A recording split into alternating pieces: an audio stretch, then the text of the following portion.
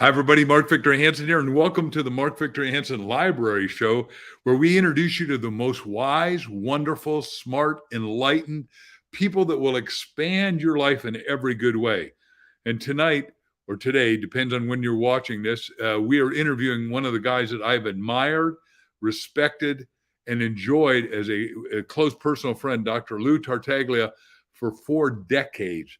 And this guy is taking the mantle, the mental mantle from a guy who's sold almost 100 million books. My old friend who wrote the first endorsement to my book, Og Mandino, the greatest salesman in the world. And Og's wife even wrote the foreword to the book that we're going to talk to you about today. As we bring on Dr. Lou Tartaglia, who's a great medical doctor, psychiatrist, friend of all, and wrote The Last Gift of the Magi. And this is one of the first early exposures you get to hear him. Dr. Lou, why did you write this great book? Well, I was in Rome with Mother Teresa's priest, and he had to do some research. And we went to this ancient library, and I found a text that listed 8 magi according to the Latin Church and 12 magi according to the Eastern Orthodox Church. And so I started researching how many magi were there really. And if you figure, if there had been 12 magi when they arrived in Jerusalem, it would have been a huge caravan because they would have had people that were there to help them, aids and things, and it would have created an amazing stir. And so then I decided, well, let me write a little bit something about this. And then I got involved in writing a story. And since I was doing self-help, I figured, let me write a story about how you develop a relationship with a spiritual mentor and how do you develop your purpose in life. And I came up with the idea that I would have a camel who was trying to discover his purpose in life, and camels go on caravans to discover their inner strength, to develop, and to become who they really are meant to be. And the camel winds up on the caravan with the Magi and goes to visit baby Jesus. I love the story. I happen to have read it, ladies and gentlemen, but I'm going to ask very naive questions, like simple stuff. Some people out there may not know what a magi is. So what's a magi? And then how did the Magi's get their names, Lou? Well, the Magi, the names that I have are from ancient texts that said that there were all these Magi. So what I did is I just copied the names of them. They're Zoroastrian priests that practice a religion that revolved around looking at the stars for signs of what God is doing with the world. And so part of the process is I had to kind of reinvent their religion a bit. I took a little bit of literary license to make up a few things. And in the process, I decided I would also use it as a primer for teaching a little bit about virtue, which is so needed in this world today because everybody focuses on value and not on virtue. Well, let's get value back, responsibility back, and we can use both virtue and value and integrate them. How's that? That's right. Why did other publishers want to turn you down just because it was a Jesus book or a Magi book about Christmas? Yeah. I see you laughing because I know. This is my 5th book, right? So I wrote Flawless. It's about character flaws and what you can do about them. I wrote The Great Wing, which was a parable about group prayer. I had a prequel that the Zorro people allowed me to publish in Italian, and it tells about his early life. And I had all these big publishing companies that took my other books, and not one of them wanted this because they didn't want a Christmas story that involved Jesus or the Magi. Well, I'm sorry for them and happy for me and my publishing house. So what was your relationship with our dear friend Og Mandino, who is unequivocally one of the more extraordinary writers and smooth writers? His mother told him when he was 5 years old, you're going to be a great writer. He was an alcoholic, a drug abuser, had to ultimately walk all the way to Chicago to work with Clem Stone, as you know. Then wrote between 2 a.m. and 5 a.m. He wrote the greatest salesman alive, which just took off because of Amway and everything else. Yeah, what was your relationship with an amazing guy. So I met him at a church one Christmas season, and he was giving a talk. So I wanted to go meet him, and I told him that I had been giving his books out to my psychiatric patients as an inspiration. The Greatest Miracle was the one that I gave out the most, because it's really about the value of life, how precious life is. And he encouraged me to start writing. So I came out with the Great Wing, and then I started writing this book. And I sent him the first manuscript, and he called me and said, Lou, I threw it in the garbage. Nice friend he is. He threw it away, the whole manuscript. He says, I want you to start over. He said, and I want you to pay attention to the editing. I want you to pay attention to the tense and what the characters are speaking. And he gave me a bunch of criticisms, and I started over. But more than that, we used to talk at least once a week, and we talked about life. You know, he was an Italian American, and we talked about our traditions, and we talked about family. Mostly it was about family and raising my children that he was giving me guidance on, and he became a mentor. I've had 2 writing mentors, and they've both been extremely helpful. We'll go to the second one in a second. Let's stay on Og for a second, because he is my friend. He's the only guy I've ever been in a house that had 500 Bibles. So he just, and he endorsed my first book, and then he endorsed me as a speaker. And then I owned a company called Look Who's Talking. We booked him as a speaker. But let's talk about you now. Who wrote the foreword to your book that's close to Og? Betty Mandino, Og's wife. Talk to that, please. Yeah, well, I sent her the manuscript. I wanted her to see the final manuscript. And then I asked her, do you think you could write a foreword? And she agreed to write the foreword. I had given the eulogy at Og's funeral, one of the eulogies. There were a couple of us that did it. And he was just a magnificent human being. He was a wonderful person. And he was so humble, so down to earth, and so kind to everybody, which is really an inspiration to me. Because it's one thing to write a book. It's another thing to let the book take you out of your humility and, give you that sense of you're an important person for some reason because you wrote a book. There's thousands of great books out there. Og wrote really wonderful books, but he paid more attention to his readers. When he would meet people, he would listen to them and listen to their stories. He just had a wonderful way about him. Ladies and gentlemen, before I go to his second mentor, who I also know and know is a great friend, I just got to say that Dr. Lou Tartaglia is exactly that same person. I'm holding up the mirror because he's been my friend forever. And if I've ever needed anything or wanted anything or interested in more depth on something that I thought Lou would know, I called him and knock on wood, I guess, to a time we've never had anything but a joyous conversation and gone exceedingly deep, because he's one of the wise men of our time. So not only do I want you to read this book, but I want you to go backwards, read his other books. And I can tell you, he's got some forward motion books that we'll talk about before this is over. So your second mentor's name was? Scott DeGarmo.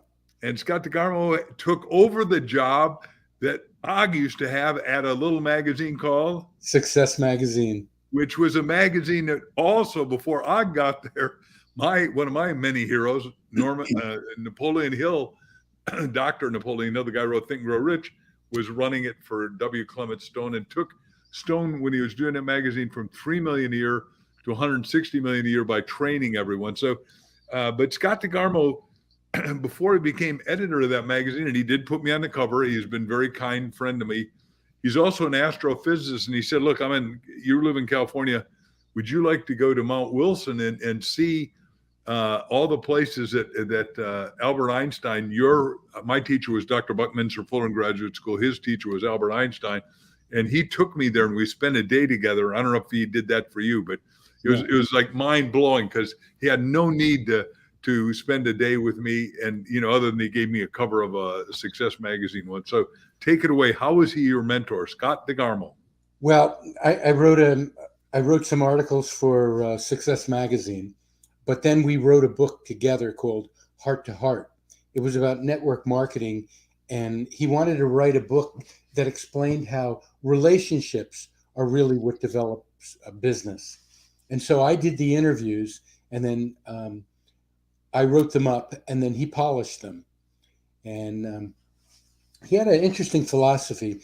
He said to me once, it's not so much being understood, but you also have to make sure that you're not misunderstood when you write. And that really changed how I focus, because you want to be clear in what you say, but you want to be clear that the other person doesn't misunderstand what you say. So there's like a double way of looking at it. You have to look at the way the person's going to receive it, not just the way you want to present it. And Scott was just a brilliant writer, a brilliant editor. And he used to laugh when I'd send him this stuff. He'd say, "You didn't work very hard on this one." And, I was in practice, and I'm doing this in my spare time. And he was a real stickler. There couldn't be one mistake in anything you sent him. But he was a lot of fun to work with, and I learned a lot. It really helped me polish my writing skills. Ladies and gentlemen, I'm going to do an aside here before we go forward with the book and the synopsis. Lou is not only a great psychiatrist, one of the best in the world, most famous, and a great writer and a friend, but just so they know, because about busy, how many kids have you got, Lou? Well, we have 6 between us, 4 of mine and 2 of Jeannie's. And how many grandkids now? Now we have 2, 4, 5 grandchildren. Just, ladies and gentlemen, I want you to know that this guy is super busy, yet he takes time with every one of his patients. He takes time with every one of his friends and his kids, because I've been very honored. He helped me get one of my honorary doctorates out at the University of Toledo. So I'm more than thankful for our lifelong friendship. Now, I got to be careful, because we haven't either of us lived our life. We got a long time, got a long runway ahead, but up till now, we've had a lifelong friendship. Right. It's 40 years. Yeah. It's coming on 40 years. I think it was around 84 when we met in New York City. Now, because he mentioned it, I just got to tell you, we were told by a minister to meet at the Plaza Hotel, where a cup of coffee costs $15, because you're not buying a cup of coffee, you're buying the ambiance. If you haven't been there, it's currently owned by Donald Trump's corporation. But Lou and I meet, and he walks in, and I'm going to call it an $8,000 black mink, and just flows in, and everybody in the place, this guy he exudes charisma, style, and savoir-faire and panache, and all eyes were glued on him. I was already sitting at the table, and I thought, wow, once in a while I get sucked into believing I'm a little bit famous, but this guy comes in, and everybody, all eyes were on you, Lou. Okay, so going forward. It wasn't nearly that expensive. It was a leather coat with a mink lining, and it was just gorgeous with a big mink collar. My son has it now. It fits him better than it fits me. So I gave it to him. So Lou, give us a quick synopsis of the book, if you would, please. Okay, so it's about a camel that goes on a caravan. And on a caravan, that's where a camel discovers his inner strengths. You face adversity, you face tediousness, you first face the drudgery of life, and then you face all the storms and the things that you can run into that really stress you. And going on a caravan, you have to give up the things you love and go out into the desert where you can't drink, you can't eat the same way you used to eat, and you have to kind of face the elements as God had created them. And the desert is harsh. So it's a story of discovering your potential. It's a story of working with a mentor, because the camel, Jamil, has a mentor named Heba. And Heba is an older camel that's been through the desert many times. And so she's trying to mentor him to be able to face the adversity and discover the potential that's within him. And then he winds up on a caravan with the Magi. And that changes his entire life. Now, he's a little camel. He's not as big as the big pack camels. And so one of the morals of the story is, no matter how insignificant you think you are or your role is, God has an extremely important purpose in your life. And so he's trying to discover his purpose in life. And he finally, at the end of the story, he realizes what his purpose is. And tell us about the purpose with regard to the Holy Child and who he got to see and meet, and that the Well, your ultimately your purpose in life should always involve Jesus. And in his case, that's exactly where he goes. He goes and he's the last gift that the Magi give to the Holy Family. And I don't want to spoil the ending, because the ending, it kind of takes you on a abrupt change. And and it should. There should be twists and turns in every yeah, good there's a story. And nice this is a great story, and I won't blow it either. But who is it that should read this great book, Lou? Well, anybody that's struggling with their own significance, struggling to look to see what resources they have hidden within them and are trying to find those. Anyone who's looking to work with a mentor is considering working with a mentor, because no matter what field you're in, no matter what you're doing, you have to work with a mentor. I became a sleep specialist back around 2005, and I hooked up with a guy that was world renowned.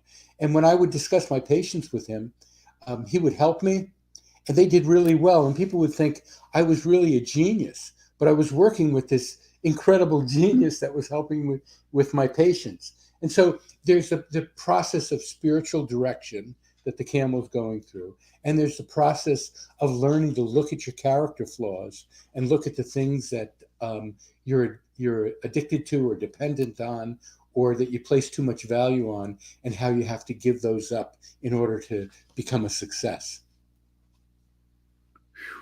So now, tell us about how somebody should handle the dark night of the soul like we have in this book. Well, yeah, the Dark Night of the Soul is at the very end. Dark Night of the Soul, often people will come, and when I was still practicing just psychiatry rather than sleep medicine, we'd have people that would be in spiritual crisis, and they would feel like they were abandoned by God. And sometimes God pulls away so that he allows you to love him for who he is without the rewards of consolations and asking for anything in return. And it feels like everything gets dark. But in reality, what he's doing is he's refining you, like refining gold in the fire, to get rid of the dross, to get rid of the things that aren't necessary for your purpose. And he goes through the dark night of the soul and comes out the very end with I think it's a really beautiful ending. It is. We won't go there. So, what do the kings represent in this great? Okay. So at first, when I first wrote it, I tried to develop a theology around the Magi that I thought would be useful. And then you asked me to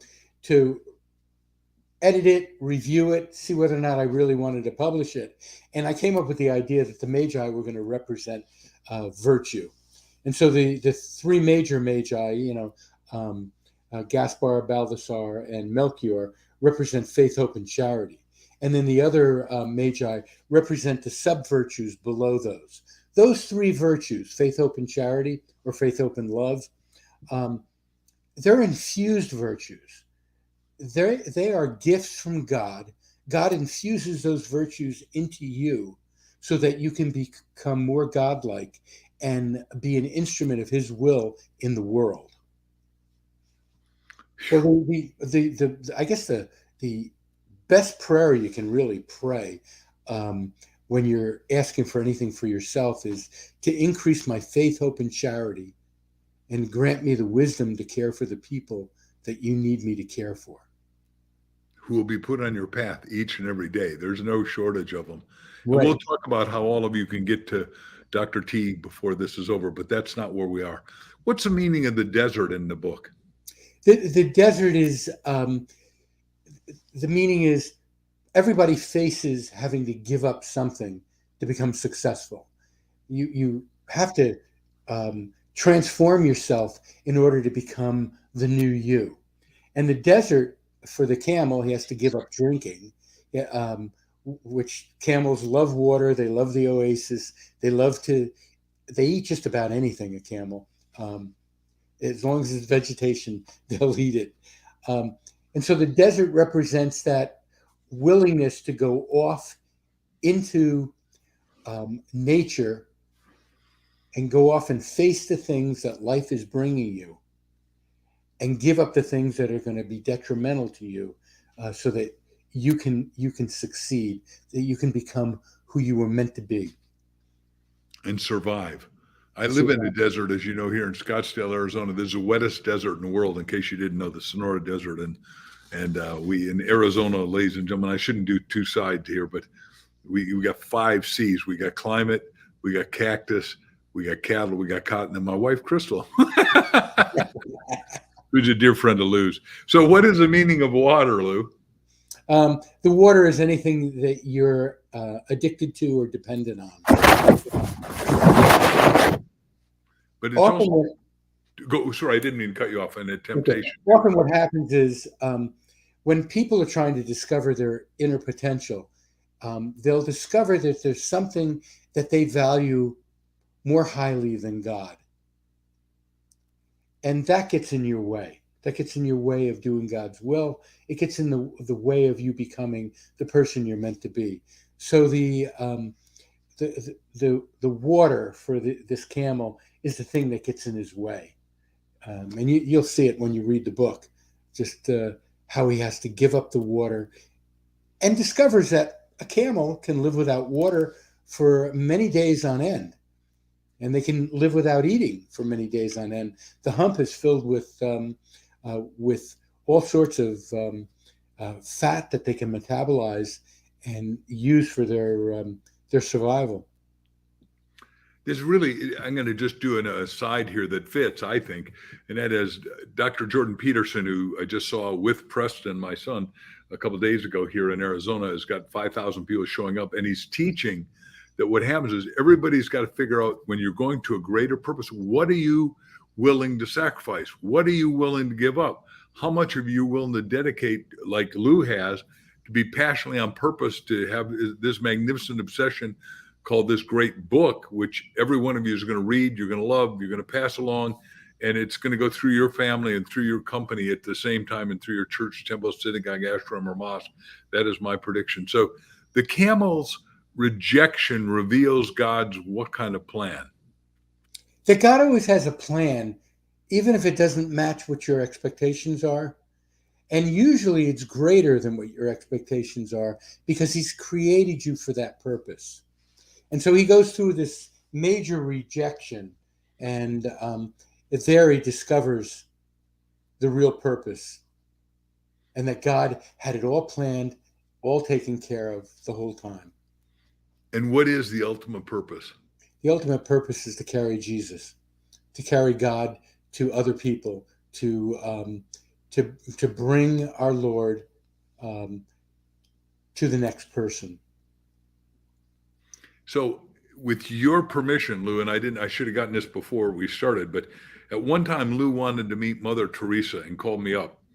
And I'll do the preface and you do the close. How's that of this story? Sure. And I was on the board of the world's biggest privately held airline. We did a lot of cool stuff, but every UPS plane was ours. It was called Evergreen Airlines International, run by a genius of a man who's now passed away, called Del Smith. He saw me talk. He said, you got to be on the board. And we have Wally Famous Amos on the board. So he loved great thinking, great speakers, and affirmations were all over his houses up in Oregon. He lived in McMinnville, Oregon, and had an office there and a place down here. But his planes literally traveled all over the world. So Lou is Italian. Obviously, we've heard that about he and Og. He also wanted to meet Mother Teresa. And, you know, when she was starting her little thing, and it saw Christ in this guy's eyes in Calcutta. And the guy was obviously I lived in India, so there's a 7 caste system, and the bottom of the caste is the untouchable, which means he's going to die no matter what, as far as they're concerned. Well, she became a little steam shovel. She was just a little mite of a woman with a high squeaky voice. Saw Christ in his eyes, came and saved him. And then she goes to the head of the diocese. If I'm pronouncing a word wrong, you can correct it in a second, Lou. And says, I want to start the Sisters of Charity. And he says, how much you got? She said, 3 cents. He said, get out of here. You can't start a sisterhood or a charity with 3 cents. Her line was prophetic to Lou and myself. with 3 cents in God, I can do anything. Lou, you wanted to go. Tell us what happened. Well, Because then, this is the ultimate purpose of life, as far as I'm yeah, concerned. right. So then I got a call from, I'm blanking out on his name, Del Smith. And Del said, I had just written down I'd like to go to India to interview Mother Teresa. I was working on a revision for Think and Grow Rich, and I wanted to include her in the book. And he called me and said, Lou, I just had this feeling that God wants me to send you to India. So he put me on a plane and sent me to India, and I got to interview Mother Teresa. And it was a life-changing experience. I was with Donna Nelson, one of his personal Senior vice president. yeah, right. And she kept asking me to sing Amazing Grace on the taxi cab over to the Mother House to visit Mother Teresa, right? And I'm singing Amazing Grace in the car, and we're having a whole lot of fun. And we were a little bit exhausted because we traveled all those hours to India. It's a long trip. And we get all the way up to the upstairs to the window where you meet the nun who decides whether or not you're going to get to see Mother Teresa. A And gatekeeper. yeah, she's the gatekeeper. And it was like a gate, actually. It was like one of those doors that was split in half and the top opened up. And I said, hi, I'm Dr. Lou Tartaglia from New Jersey. And I wrote you a letter saying I was coming. And she looked at me and said, oh my God, didn't you get our letter back that said she wasn't going to be in Calcutta that week? And I never got it. I never got the letter. And I said, no, I didn't. And she said, no, she wasn't going to be in. So we didn't want you to come all the way to India since she wasn't going to be here. She was going to be out of the country. So what happened? Well, then I said, well, if it's God's will that I meet her, I'll meet her. And if it's God's will that I don't meet her, I'll accept God's will. And I'm okay with that. And she looked at me and shook her head like, I can't believe he's saying this. And she said, I think it's God's will that you meet her. I said, really? She said, yes. She was sick and never left the country. And today's the first day she got out of her bed. And she's sitting behind you on the bench talking to someone. And when she's done, I will introduce you. And when they introduced me to Mother Teresa, the nuns were off in the chapel on the other side of the building. They started singing Amazing Grace. Donna must have had tears coming down her eyes. Donna was sobbing, and she said, this is better than I can't believe she said this. This is better than a soap opera. I can't believe God orchestrated this so well. So are we allowed to go a little deeper here? Because I know the story because I helped get you to Dell and then Donna, Right. of course. And so she says the brothers are having some problem with addiction. And right, they had a brother, Father Angelo Scalozzi. He was working with addicts, and they were trying to set up some sort of a rehab. And she had me go speak before the town council of Calcutta because they were looking to get funding to open up a rehab. And nobody there was working with the 12 steps. And I was an addiction medicine specialist back there. And so I explained what we were doing. And then we went over to the rehab and started to set that up. And then later we set a rehab up in Rome. And then we set another one up in Mexico, doing addiction work for the poorest of the poor. Ladies and gentlemen, I neglected to say, and it's my fault, that he is multilingual. And one of the things that Mother Teresa said to him was, do you speak Italian? And your answer was? Sì, assolutamente, come no. And Father Angelo was just blown away because I was starting to explain these concepts, and then I switched to Italian because I'm fluent. And it was like, he said, I can't believe God sent me a psychiatrist who knows about addictions, and he sent me one who speaks my native language. Ladies and gentlemen, we do only impact books at Mark Victor Hansen Library, and I can tell you this book will impact you. You're going to read it again probably every Christmas for the rest of your life.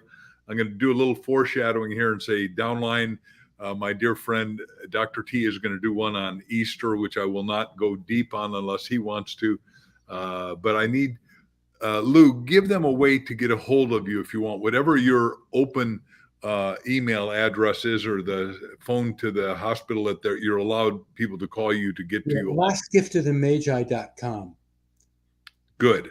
Okay, and they can just go there and they can leave a message. I read all the messages. I may or may not get back depending on my first priority, obviously, are my patients that I'm seeing in the practice. The other interesting thing you bring up the Easter book, Og kept stressing, when you write this book, you have to build in a sequel. Well, that's what we teach. As you know, I teach 38 things in my little book here, the yellow book called You Have a Book in You. And I say, you can't do anything without sequeling and prequeling. And obviously Og did that. And I've got a whole Og's library personally assigned to myself and my family. Right. And I could not be more thankful. And I'm thankful that you're going to do that, Ed, because you just got this eclectic wisdom that needs to get shared. One fun thing, Lou, show me your tie, because before we began, you showed me this great tie that you discovered. And what is it? It's a scene of the Magi visiting baby Jesus. So it's a Christmas tie with the Magi, Mary and Joseph and Jesus. I love it. I love it. And by the way, we got a great Italian looking at us. One of my close business partners, Joe Soto, he's loving it. And Coy is down in Jamaica. Good stuff, Joe. Good stuff, Lou. I mean, these people are writing into us. So even as we're doing this live, and then we're obviously going to put it up on YouTube so everyone can see it. So any parting words you want to share with the world? Yeah.